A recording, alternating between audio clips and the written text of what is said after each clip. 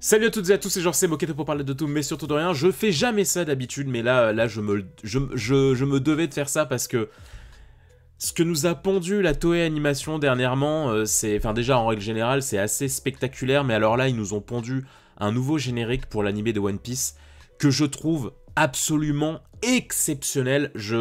Vraiment, il s'est hissé dans mon top 3 des openings préférés de One Piece avec le 11 et le 20e.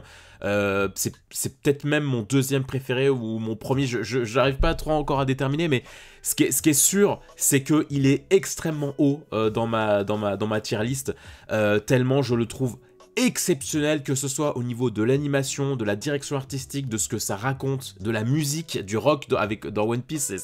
C'est tellement inédit et jouissif.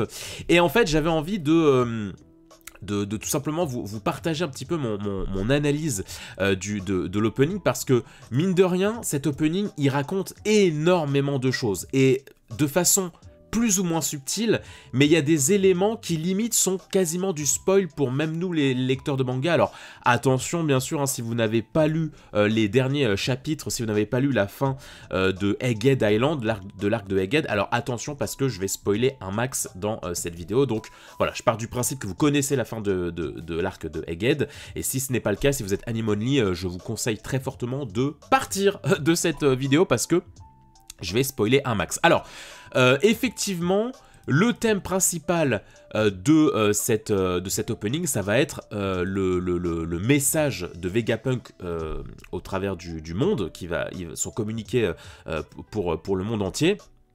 Et donc, forcément, on commence par, d'une manière assez originale, on commence par l'enregistrement de Vegapunk qui se lance. Puis, on a, voilà, un petit peu ce qui se passe en parallèle sur Egghead, à savoir le chaos avec les Mugiwara qui affrontent les doyens, notamment Saturne, exceptionnel plan horrifique de Saturne, juste ici. Là aussi, qui fait vraiment penser littéralement à un démon, quoi, un fléau de Jujutsu Kaisen. Vraiment, le trait est particulièrement bien réussi. On a ensuite, eh bien, là c'est assez centré sur East Blue. Enfin, un peu après aussi, parce qu'on a aussi le début de Grand Line avec notamment, on voit les Mister... j'ai oublié Mister 13, je crois, avec sa femme, enfin les anciens de Baroque Works avec leur petit bébé. On aperçoit aussi Dalton, on aperçoit Kurea, enfin voilà, on aperçoit un petit peu tous les premiers personnages alliés qu'on rencontre au travers de l'aventure. Et ensuite, on a véritablement tous les points de Grand Line, toutes les rencontres de Grand Line. Donc là, ça commence avec la Gaileila compagnie. On a Dressrosa, on a Zo, on a Alabasta, on a j'ai oublié le journal économique mondial, là, je sais plus, enfin bref, le repère de Morgans avec Vivi qu'on aperçoit. On a en direct de la marine. Après, on a voilà le pays enneigé où s'était entraîné Franky. Enfin, on a vraiment plein de choses. On aperçoit même, alors je l'ai passé un peu vite, mais on aperçoit même à un moment comment ça s'appelle, Whole Cake Island. Voilà, on aperçoit les dragons célestes, voilà, Whole Cake Island, enfin voilà, on voit énormément d'endroits, donc je vous invite bien sûr à faire pause, il n'y a pas grand chose à analyser là-dessus. Ensuite, on a le Luffy qui se transforme en Gear 5, pendant que Zoro affronte Lucci. Je trouve cette séquence aussi très très bien animée, très dynamique. J'aime beaucoup ce que ça raconte. J'aime beaucoup aussi ce panel exceptionnel sur l'île en feu, parce que voilà, le Buster Call qui est en train de ravager Egghead. Et on a ce plan iconique qui pareillement, je le trouve sensationnel. Tout est embrasé, en fait. Tout est embrasé parce que tout est en train de prendre feu à cause du Buster Call. Et malgré ça, on a cette lueur d'espoir. Et j'adore la façon dont cet orange qui vient accabler l'image, qui pourtant à la base symbolise la destruction de l'île actuelle, le feu qui se propage partout, eh bien, avec la présence de Luffy en Gear 5, ça commence à inspirer quelque chose de plus chaleureux, en fait. J'adore cette idée via la présence de Luffy qui tient la pose de la danse avec en plus le spectre de Kuma, et avec ce rayon de soleil qui provient du ciel. J'adore à quel point, via quelques éléments en plus, on transforme ce chaos total en quelque chose d'un peu plus chaleureux. Et c'est là aussi où la transition est absolument génialissime, parce que on a on va dire un logo de One Piece ancien, c'est pas le logo de One Piece qu'on a l'habitude de voir, et là on pourrait se dire le chapeau de paille, ouais c'est Luffy, alors que pas du tout. Il s'agit tout simplement de Joy Boy, puisque on ne voit pas le visage de la personne qui porte ce chapeau. Et comment est-ce qu'on a la confirmation? Et bien tout simplement parce que voilà, le chapeau s'envole et on a juste après la silhouette de Emmett, donc le robot qui accompagnait Joy Boy. Donc on passe en fait, l'apparition du logo nous montre l'ancien héros, le tout premier pirate Joy Boy, avant de, hop, une transition pour arriver dans le présent, avec les rois des mers qui voguent à leurs occupations, et ensuite transition sur la lettre d'excuse de Joy Boy. Donc ça, je trouve ça formidable, en fait, cette transition entre, on va dire, l'ancien One Piece et le One Piece qu'on connaît, le One Piece, le manga du présent, quoi, avec Joy Boy qui n'est plus là. Il ne reste plus que les rois des mers qui attendent son retour, et la fameuse lettre d'excuse à destination de l'ancienne sirène armantique. Donc ça, je trouve ça magnifique. Ensuite, on a quelques teases avec Luffy qui s'amuse avec devant un panel de l'équipage des géants. On reconnaît bien sûr Dory Broggy, Kashi et Omoi qui étaient à Enies Lobby.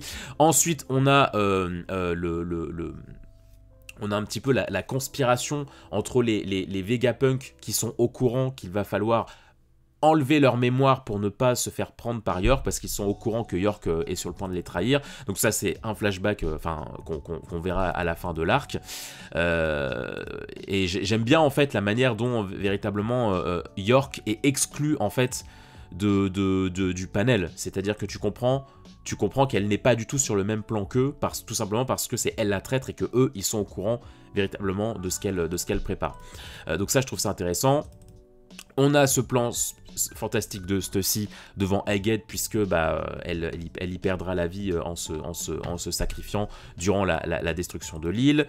On a ce plan exceptionnel, pareillement un petit peu comme York qui est pas sur le même panneau que les autres.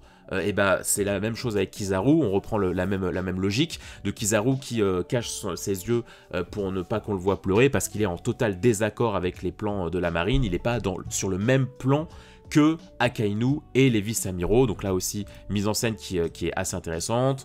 On voit le robot qui sera sur le point de se réveiller plus tard.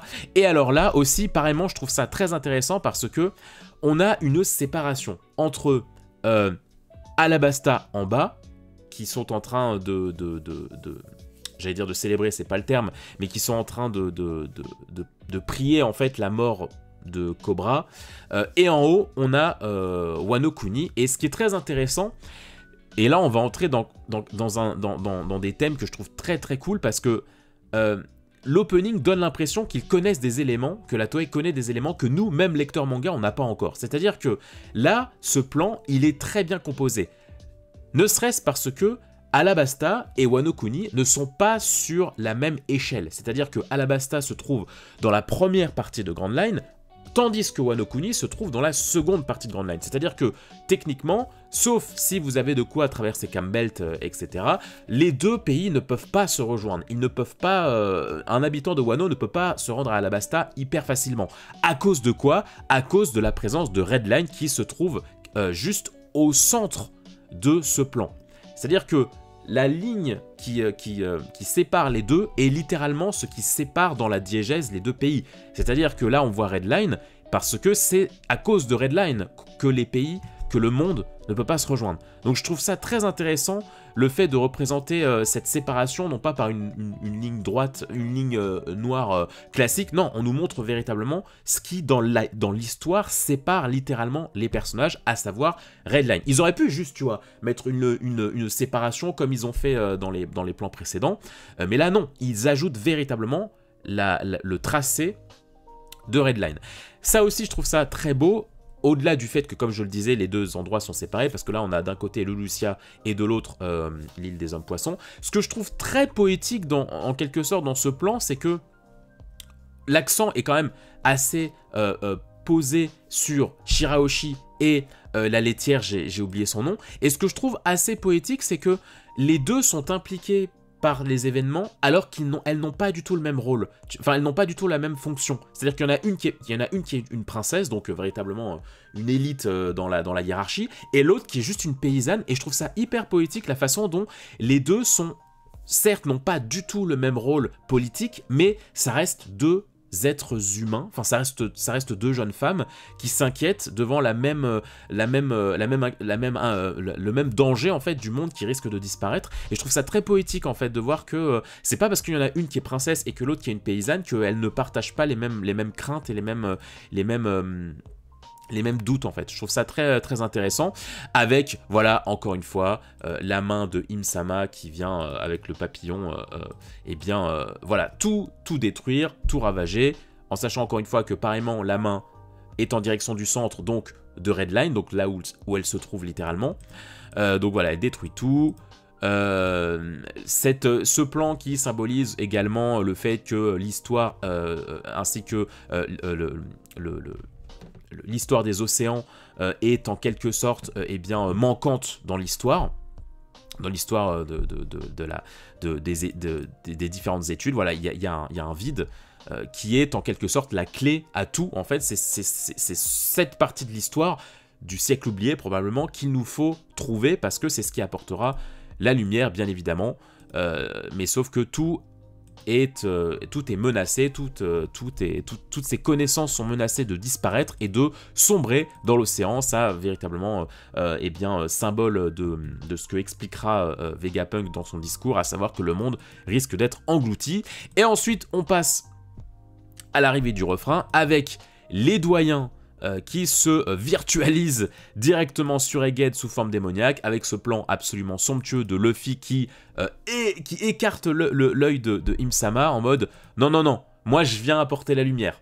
Moi je suis là, moi je casse tout, j'en ai rien à foutre. » Donc voilà, champ de bataille avec eh bien, Luffy, Dory Brogy qui se battent contre les doyens. Je trouve ce refrain très intéressant parce que si tu es anime only, tu comprends pas forcément ce qui se passe. Il faut vraiment faire pause pour véritablement voir qu'il y a d'autres entités démoniaques, mais si tu ne fais pas pause, ça va extrêmement vite, donc tu n'as pas le temps de voir le piaf en haut, le facochère en bas, etc. Donc je trouve que c'est quand même assez malin. Alors ça, c'est un plan que je trouve une idée que je trouve absolument géniale, c'est que Luffy étant le Gear 5, qui est donc l'être qui brise le 4e mur avec son pouvoir, et ben là il le fait, c'est-à-dire que il utilise l'écran, il utilise littéralement notre écran comme tremplin pour se faire rebondir et revenir dans la mêlée. Et je trouve que c'est une idée absolument géniale qui correspond très très bien avec son pouvoir, parce que ça nous montre un aspect funky de son pouvoir sans pour autant dénaturer le drama qui se situe dans l'action. Donc ça, je trouve ça très intéressant, le fait que voilà, il prend appui sur notre écran en mode ah, attendez, voilà, je me sers un petit peu de votre caméra et je me propulse pour eh bien casser la gueule à Saturne, bam, avec un plan exceptionnel qui me fait beaucoup penser au Galaxy Impact de Garp. Je sais pas si c'était intentionnel, si c'est une ref intentionnelle ou pas, mais je trouve ça très intéressant que son coup fasse beaucoup penser à l'une des plus puissantes attaques de son grand-père. Ensuite, on a un panel, voilà, sur l'équipage des chapeaux de paille et Bonnie qui affrontent les vice-amiraux. Donc ça va quand même assez vite. J'ai même pas eu le temps de faire pause convenablement. Voilà, là on voit Franky qui donne une patate à l'un des vice-amiraux, Bonnie qui pareil se fait attaquer par un vice-amiral. Et ensuite on a Kashi et Omoi qui se font eh bien repousser par l'un des doyens, celui qui est épéiste. Et pareillement, j'adore le storytelling du coup d'épée qui vient eh bien rappeler une fois de plus la séparation du monde dont je parlais, et surtout là il vient séparer il vient casser en plusieurs morceaux l'histoire, donc les fameux Ryoponeglyphes dont Vivi est en quelque sorte la clé, puisque bah voilà, c'est une Dee elle aussi, et donc elle est de plus en plus au centre de l'histoire, des recherches, elle est recherchée activement par les doyens. Et une fois de plus, on a la main de Im-sama, avec derrière, une fois de plus, Redline, donc l'emplacement de Im-sama, et une fois de plus, eh ben, on a véritablement de bien mis en évidence Redline qui est en quelque sorte la cause de la séparation, de la fragmentation du monde. Et ça, apparemment, je trouve ça génial qu'on mette autant l'accent sur l'endroit de tous les problèmes, hein, à savoir Marie-Joise, à savoir Redline.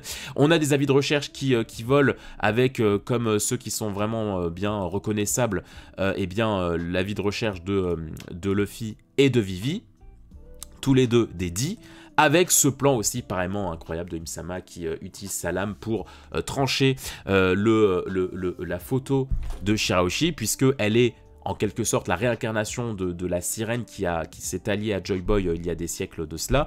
Donc normal que normal que Shirahoshi soit un petit peu problématique aux yeux de Im-sama, parce que voilà, il a forcément peur que l'alliance entre Joy Boy et Shirahoshi, placée actuellement sous son épée là, se reproduise.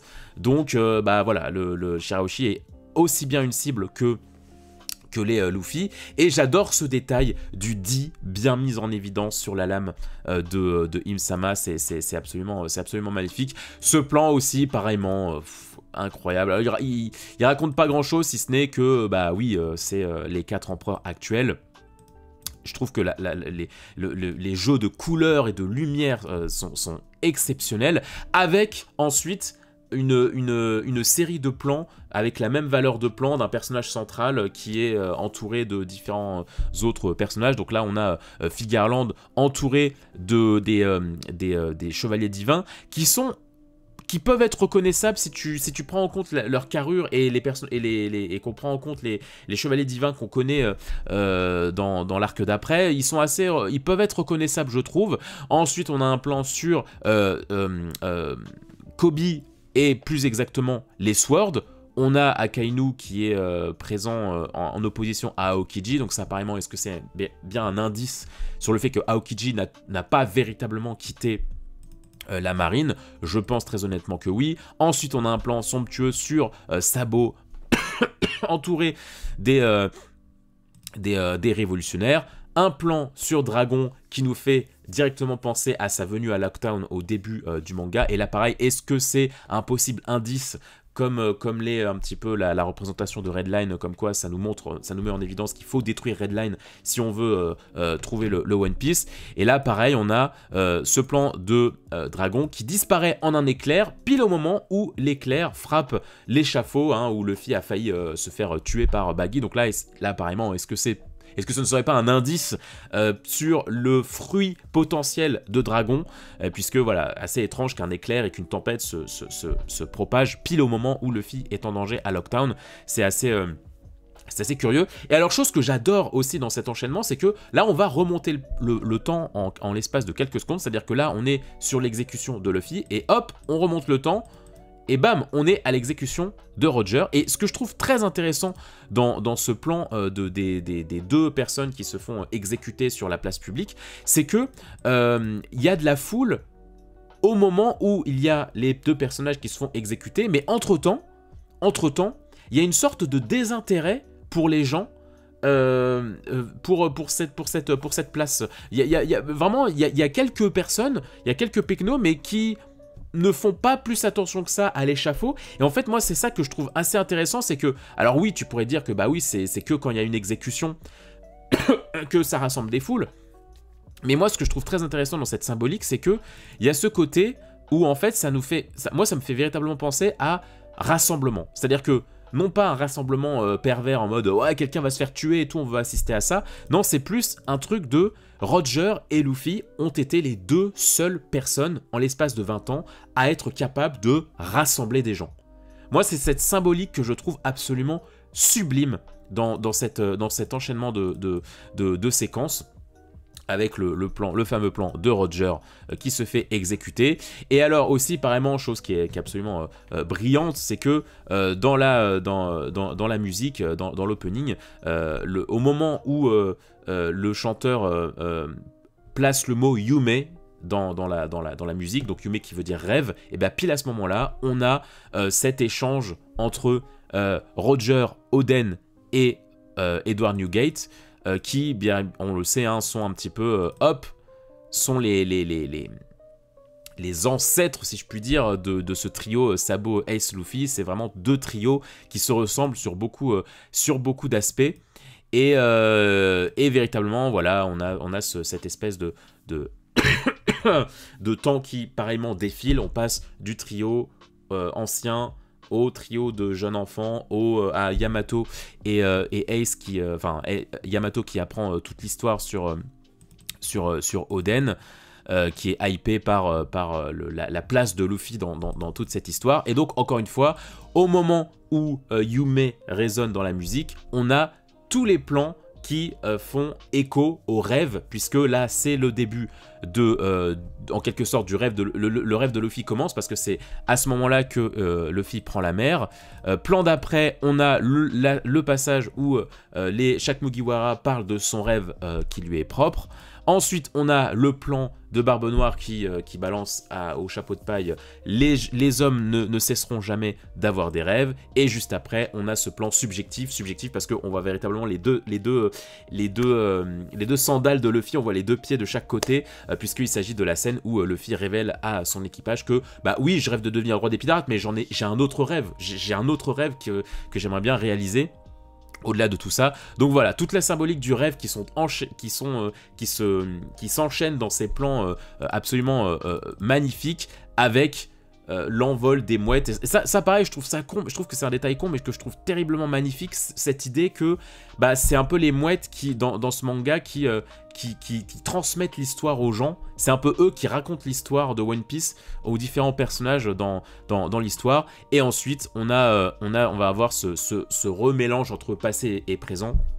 Là, on a le Emmet du passé qui se tourne comme s'il était intrigué par quelque chose. Et là, on reprend en fait la symbolique du chapeau qui s'est envolé, mais qui partait de la tête de Joy Boy au début de l'opening, pour ensuite se faire rattraper à la fin de l'opening par, cette fois, Luffy. Donc voilà, on a véritablement une boucle entre le chapeau qui s'envole de Joy Boy, la relève du chapeau qui est repris par Luffy. C'est simple, mais c'est tellement efficace dans le rythme de l'opening. Et enfin, on termine sur, bien sûr, tout qui s'effondre avec non seulement le message de Vegapunk, mais aussi le Egghead qui s'effondre. Enfin voilà, je trouve que c'est un opening absolument exceptionnel pour tout ce qu'il raconte, pour la manière dont il rythme les choses. Tout est en quelque sorte un peu subtil, parce qu'il faut véritablement s'arrêter sur certains détails pour comprendre plusieurs choses qui sont aussi bien parlantes pour les anime only que pour nous les lecteurs de manga, puisque encore une fois, hein, cet accent mis sur Headline, ou encore le fruit de dragon qui est potentiellement révélé par cet opening, bah ouais, je trouve ça absolument magnifique. Donc voilà, j'espère que cette petite vidéo analyse de l'opening vous aura plu. N'hésitez pas à me dire ce que vous en avez pensé, à mettre un petit pouce en l'air et à aller visiter les différents contenus de la chaîne de la Moquette TV. Je vous souhaite plein de bonnes choses. Prenez soin de vous et n'hésitez pas à aller consulter les autres vidéos du catalogue. J'espère que ça vous fera kiffer. Prenez soin de vous les gens, hein. Prenez soin de vos proches, c'est très important. Et à très vite pour de prochains contenus pop culture. Bye bye les gens.